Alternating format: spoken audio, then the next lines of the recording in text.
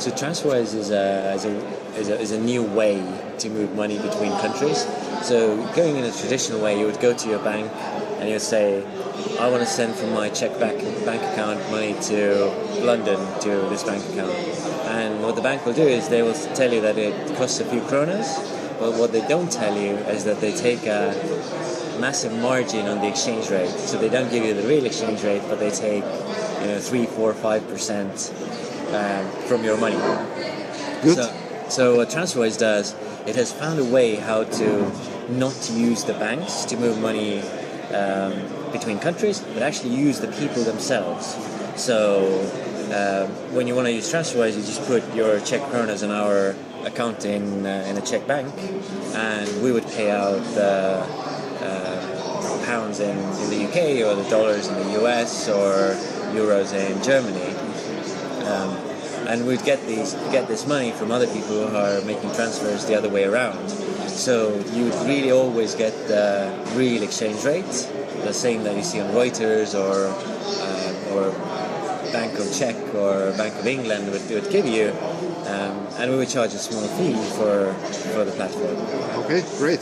So how do you think will bank look like in 5 years? Will it be much different from what we see now?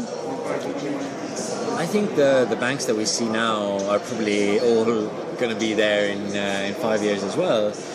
But I do believe that there's going to be a lot more choice. So smart people will have a choice of either using their probably rather inefficient bank for storing their money, saving their money, moving their money, and paying for things.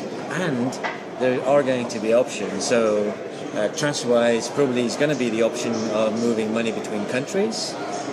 For paying things, you might have different options that are maybe more local to the Czech consumer or the German consumer.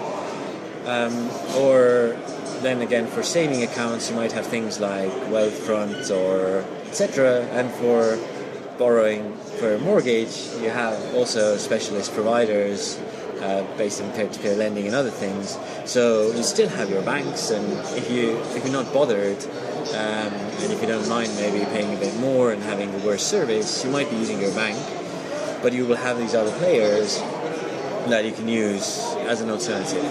Okay, good. And do you see some other big problems in finance industry that should be disrupted, solved?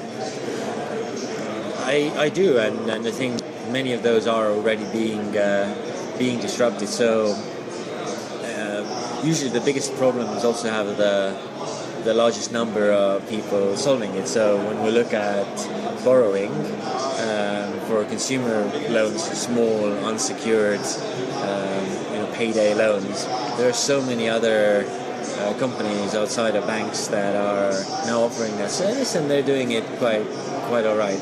And then you have bigger loans that are also done by peer-to-peer lenders, so that there are some people who are investors and their money gets invested into other people's loans, which makes a lot of sense. So basically disintermediates the whole bank. I think there are some big challenges that will be much harder to solve.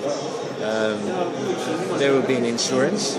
So insurance is a reasonably much more complex, much more long-term product, where we're starting to see innovation, but not a huge amount yet. So I think insurance is going to be one of the hard ones, and I think longer-term lending as well, such as mortgages.